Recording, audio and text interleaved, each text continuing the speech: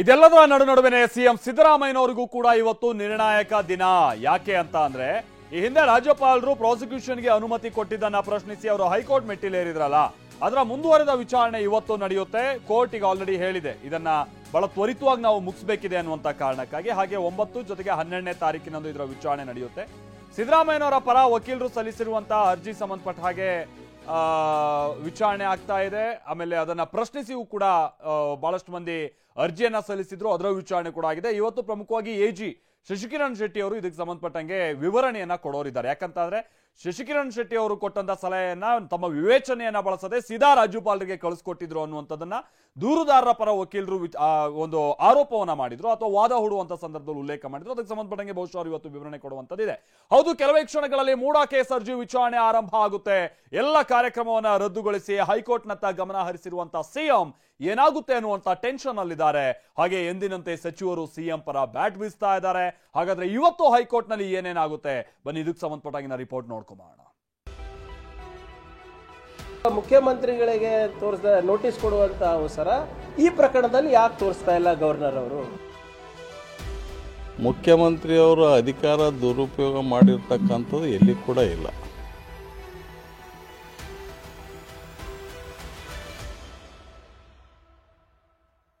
ಮುಡಾ ಪ್ರಕರಣದ high voltage ವಿಚಾರಣೆಗೆ count down. ಕೆಲವೇ ಕ್ಷಣಗಳಲ್ಲಿ ಏಕಸದಸ್ಯ ಪೀಠದಲ್ಲಿ ವಿಚಾರಣೆ ಆರಂಭ. ಟೆನ್ಷನ್ ಹೆಚ್ಚಾಗ್ತಿದೆ. ಕೇಸ್ ಏನಾಗುತ್ತೋ ಏನೋ ಅನ್ನೋ ಆತಂಕ ಇದ್ದೇ ಇದೆ. ಹೀಗಾಗಿ ಸಿಎಂ ಸಿದ್ದರಾಮಯ್ಯ ಇವತ್ತು ಎಲ್ಲಾ ಕಾರ್ಯಕ್ರಮಗಳನ್ನು ಬದಿಗೊತ್ತಿ ಹೈಕೋರ್ಟ್ನತ್ತ ಗಮನ ಹರಿಸಿದ್ದಾರೆ. ಹೌದು, ಮುಡಾದಲ್ಲಿ ನಡೆದಿದೆ ಎನ್ನಲಾದ ಹಗರಣದ ಉರುಳು ಸಿಎಂ ಸಿದ್ದರಾಮಯ್ಯಗೆ ಸುತ್ತಿಕೊಂಡಿದೆ. ಸಿಎಂ ವಿರುದ್ಧ ತನಿಖೆಗೆ ಅನುಮತಿ ನೀಡಿ ರಾಜ್ಯಪಾಲರು ಪ್ರಾಸಿಕ್ಯೂಷನ್ ಆದೇಶ ನೀಡಿದ್ದಾರೆ. ಪ್ರಾಸಿಕ್ಯೂಷನ್ ಪ್ರಶ್ನಿಸಿ ಸಿಎಂ ಸಿದ್ದರಾಮಯ್ಯ ಸಲ್ಲಿಸಿರೋ ರಿಟ್ ಅರ್ಜಿಯ ವಿಚಾರಣೆ ಹೈಕೋರ್ಟ್ನ ಏಕಸದಸ್ಯ ಪೀಠದಲ್ಲಿ ನಡೆಯಲಿದೆ. ಕೆಲವೇ ಕ್ಷಣದಲ್ಲಿ ಅರ್ಜಿ ವಿಚಾರಣೆ ಆರಂಭವಾಗಲಿದೆ. ಈಗಾಗಲೇ ಸಿಎಂ ಪರ ವಕೀಲರಾದ ಅಭಿಷೇಕ್ ಮನು ಸಿಂಘ್ವಿ ರಾಜ್ಯಪಾಲರ ವಿಶೇಷ ಕಾರ್ಯದರ್ಶಿಗಳ ಪರ ಸಾಲಿಸಿಟರ್ ಜನರಲ್ ತುಷಾರ್ ಮೆಹ್ತಾ ವಾದ ಮಂಡಿಸಿದ್ದಾರೆ. ದೂರುದಾರರ ಪರ ವಕೀಲರು ವಾದ ಅಂತ್ಯಗೊಳಿಸಿದ್ದಾರೆ. ಕೆಲವೇ ಕ್ಷಣಗಳಲ್ಲಿ ಸರ್ಕಾರದ ಪರ ಅಡ್ವೊಕೇಟ್ ಜನರಲ್ ಶಶಿಕಿರಣ್ ಶೆಟ್ಟಿ ವಾದ ಮಂಡಿಸಲಿದ್ದಾರೆ. ವಿಷಯ ಏನಂದ್ರೆ, ರಾಜ್ಯಪಾಲರ ಶೋಕಾಸ್ ನೋಟಿಸ್ ಹಿಂಪಡೆಯುವಂತೆ ಸಚಿವ ಸಂಪುಟ ಅಡ್ವೊಕೇಟ್ ಜನರಲ್ ಅಭಿಪ್ರಾಯ ಆಧರಿಸಿ ಶಿಫಾರಸು ಮಾಡಿತ್ತು. ಅಡ್ವೊಕೇಟ್ ಜನರಲ್ ನೀಡಿದ್ದ ಅಭಿಪ್ರಾಯದಂತೆ 91 ಪುಟಗಳ ಪ್ರತಿಕ್ರಿಯೆ ನೀಡಿತ್ತು. ಆದರೆ ಶಿಫಾರಸು ಮಾಡುವಾಗ ಸಚಿವ ಸಂಪುಟ ತನ್ನ ವಿವೇಚನೆ ಬಳಸಿಲ್ಲ. ಅಡ್ವೊಕೇಟ್ ಜನರಲ್ ಅಭಿಪ್ರಾಯವನ್ನೇ ಯಥಾವತ್ ರಾಜ್ಯಪಾಲರಿಗೆ ಶಿಫಾರಸು ಮಾಡಲಾಗಿದೆ. ಫುಲ್ ಸ್ಟಾಪ್ ಕೂಡ ಬದಲಿಸಿಲ್ಲ ಅಂತ ತುಷಾರ್ ಮೆಹ್ತಾ ವಾದಿಸಿದ್ರು. ಈ ವಾದಕ್ಕೆ ಅಡ್ವೊಕೇಟ್ ಜನರಲ್ ನೀಡಿದ್ದ ಕಾನೂನು ಅಭಿಪ್ರಾಯದ ಕುರಿತು ವಾದ ನಡೆಯಲಿದೆ. ಶಶಿಕಿರಣ್ ಶೆಟ್ಟಿ ಸರ್ಕಾರದ ಕ್ರಮ ಮತ್ತು ತಮ್ಮ ಲೀಗಲ್ ಒಪಿನಿಯನ್ ಸಮರ್ಥಿಸಿಕೊಳ್ಳಲಿದ್ದಾರೆ. ಮುಡಾ ಕೇಸ್ನಿಂದ ಆಡಳಿತದಲ್ಲಿ ಯಾವ ಗೊಂದಲವಿಲ್ಲವೆಂದ ಪರಮೇಶ್ವರ್, ಮುಡಾ ಕೇಸ್ ವಿಚಾರಣೆ ಇರೋದ್ರಿಂದ ಸಿಎಂ ಸಿದ್ದರಾಮಯ್ಯ ಇಂದು ಯಾವುದೇ ಕಾರ್ಯಕ್ರಮದಲ್ಲಿ ಪಾಲ್ಗೊಳ್ಳುತ್ತಿಲ್ಲ. ಈ ಬಗ್ಗೆ ಪ್ರತಿಕ್ರಿಯಿಸಿದ ಗೃಹ ಸಚಿವ ಡಾಕ್ಟರ್ ಜಿ ಪರಮೇಶ್ವರ್, ಸಿಎಂ ಯಾವುದೇ ಕಾರ್ಯಕ್ರಮಗಳಲ್ಲಿ ಭಾಗವಹಿಸುತ್ತಿಲ್ಲ. ಆದರೂ ಆಡಳಿತದಲ್ಲಿ ಯಾವುದೇ ಗೊಂದಲವಿಲ್ಲ, ಇಲಾಖೆಗಳು ಕೆಲಸ ನಿರ್ವಹಿಸುತ್ತಿವೆ ಅಂದ್ರು. ನಾವೆಲ್ಲ ನಮ್ಮ ಇಲಾಖೆಗಳ ಕೆಲಸ ಮಾಡ್ತಾ ಇದೀವಲ್ಲ, ಪ್ರತಿಯೊಬ್ಬ ಮಂತ್ರಿಗಳು ಕೂಡ ಅವರವರ ಕೆಲಸಗಳನ್ನು ಮಾಡ್ತಾ ಇದ್ದಾರೆ. ಸರ್ಕಾರದ ಕಾರ್ಯದರ್ಶಿಗಳು, ಅವರ ಇಲಾಖೆಯವರು ಅವರೆಲ್ಲ ಕೆಲಸ ಮಾಡ್ತಾ ಇದ್ದಾರೆ. ಯಾರೂ ಕೂಡ ಸುಮ್ಮನೆ ಕೂತಿಲ್ಲ. ಮುಖ್ಯಮಂತ್ರಿಗಳು ಸ್ವಾಭಾವಿಕವಾಗಿ ಇವತ್ತು ಆರ್ಗ್ಯುಮೆಂಟ್ ಇದೆ ಅನ್ನುವಾಗ ಅದಕ್ಕೋಸ್ಕರ ಅವರು ಯಾವುದೇ ಕಾರ್ಯಕ್ರಮ ಕೊಟ್ಟಿರ್ಲಿಕ್ಕಿಲ್ಲ. ಬಟ್ ಅದು ಆಡಳಿತ ನಡೀತಾ ಇದೆ. ಯಾವುದು ನಿಂತಿದೆ ಹೇಳಿ? ಯಾವ ಆಡಳಿತ, ಯಾವ ಕೆಲಸ ನಿಂತಿದೆ? ಯಾವ ಅಧಿಕಾರಿಗಳು ಆಫೀಸ್ಗೆ ಹೋಗ್ತಾ ಇಲ್ಲ? ಆ ಥರ ಏನಾದರೂ ಆಗಿದೆಯಾ? ಬಿಜೆಪಿಯವರಿಗೆ ಏಕೆ ರಾಜ್ಯಪಾಲರು ನೋಟಿಸ್ ಕೊಟ್ಟಿಲ್ಲ? ಪ್ರಿಯಾಂಕ್ ಪ್ರಶ್ನೆ. ಇನ್ನು ಛಲವಾದಿ ನಾರಾಯಣ ಸ್ವಾಮಿ ವಿರುದ್ಧ ನಮ್ಮ ಶಾಸಕರು ದೂರು ಕೊಟ್ಟಿದ್ದಾರೆ.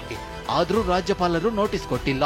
ಕಾಂಗ್ರೆಸ್ ನಾಯಕರ ಮೇಲಿರುವ ಆಸಕ್ತಿ ಬಿಜೆಪಿ ಮೇಲೇಕಿಲ್ಲ ಅಂತ ಪ್ರಿಯಾಂಕ್ ಖರ್ಗೆ ಪ್ರಶ್ನಿಸಿದ್ದಾರೆ. ರಾಜ್ಯಪಾಲರ ಕಚೇರಿಯನ್ನ ಬಿಜೆಪಿ ದುರ್ಬಳಕೆ ಮಾಡಿಕೊಳ್ತಿದೆ ಅಂತ ಗುಡುಗಿದ್ದಾರೆ. ಈಗ ನಮ್ಮ ಶಾಸಕರು ಹೋಗಿ ಕಂಪ್ಲೇಂಟ್ ಕೊಟ್ಟಿದ್ದಾರೆ ರಾಜ್ಯಪಾಲರಿಗೆ. ನನ್ನ ಮೇಲೆ ತೋರಿಸಿದಂತ ಆಸಕ್ತಿ ಮತ್ತೆ ಅವಸರ ಮತ್ತೆ ತೇಜೋವಧೆ ಮಾಡುವಂತ ಅವಸರ ಅಥವಾ ಮುಖ್ಯಮಂತ್ರಿಗಳಿಗೆ ತೋರಿಸಿದ ನೋಟಿಸ್ ಕೊಡುವಂತ ಅವಸರ ಈ ಪ್ರಕರಣದಲ್ಲಿ ಯಾಕೆ ತೋರಿಸ್ತಾ ಇಲ್ಲ ಗವರ್ನರ್ ಅವರು? ಎಲ್ಲೆಲ್ಲಿ ಬಿಜೆಪಿ ದುರ್ಬಲ ಆಗಿದೆ ಪಕ್ಷ, ಆ ಪಕ್ಷ ಕಟ್ಟಲಿಕ್ಕೆ ಇವತ್ತು ತನಿಖಾ ಸಂಸ್ಥೆಗಳನ್ನ ಮತ್ತೆ ರಾಜ್ಯಪಾಲರ ಕಚೇರಿಗಳನ್ನ ಉಪಯೋಗ ನರೇಂದ್ರ ಮೋದಿ ಅವರು ಮತ್ತೆ ಶಾ ಅವರು ಮಾಡ್ತಾ ಇದ್ದಾರೆ. ಮುಡಾ ಹಗರಣದಲ್ಲಿ ಸಾಕಷ್ಟು ಅಕ್ರಮಗಳಾಗಿರಬಹುದು, ಆದರೆ ಹಗರಣದಲ್ಲಿ ಸಿಎಂ ಪಾತ್ರವಿಲ್ಲ ಅಂತ ಸಚಿವ ಶರಣಬಸಪ್ಪ ದರ್ಶನಾಪುರ ಹೇಳಿದ್ದಾರೆ. ಮುಖ್ಯಮಂತ್ರಿಯವರು ಅಧಿಕಾರ ದುರುಪಯೋಗ ಮಾಡಿರ್ತಕ್ಕಂಥದ್ದು ಎಲ್ಲಿ ಕೂಡ ಇಲ್ಲ. ಯಾಕಂದರೆ ಯಾರ ಮ್ಯಾಗಾರೆ ಆಪಾದನೆ ಆಗ್ಬೇಕಾದ್ರೆ ನಮ್ದು ಅದ್ರದ್ದು ಏನರ ಮಿಸ್ಯೂಸ್ ಆಗ್ಬೇಕಲ್ಲ. ಈ ಮೂಡೋದಾಗಿ ಭಾಳಷ್ಟು ತಪ್ಪುಗಳಾಗಿರ್ಬೋದು, ಗೌರ್ಮೆಂಟ್ ಆರ್ಡರ್ಗಳಾಗಿರ್ಬೋದು, ಅವಾಗಿರ್ಬೋದು. ಯಾರ ಅವಧಿದಾಗ ಆಗ್ಯಾವ? ರಾಜಕೀಯ ನಾಯಕರ ಸಮರ್ಥನೆ ಏನೇ ಇರಲಿ, ಇಂದು ಹೈಕೋರ್ಟ್ನಲ್ಲಿ ಅಡ್ವೊಕೇಟ್ ಜನರಲ್ ವಾದ ಮಂಡಿಸಲಿದ್ದಾರೆ. ಸೆಪ್ಟೆಂಬರ್ 12ಕ್ಕೆ ಸಿಎಂ ಪರ ವಕೀಲ ಅಭಿಷೇಕ್ ಮನು ಸಿಂಘ್ವಿ ವಾದ ಮಾಡಲಿದ್ದಾರೆ. ಇದೇ ವಾರದಲ್ಲಿ ಸಿಎಂ ಪ್ರಾಸಿಕ್ಯೂಷನ್ ಭವಿಷ್ಯ ಹೊರಬೀಳುವ ಸಾಧ್ಯತೆ ಇದೆ. Bureau report, TV9.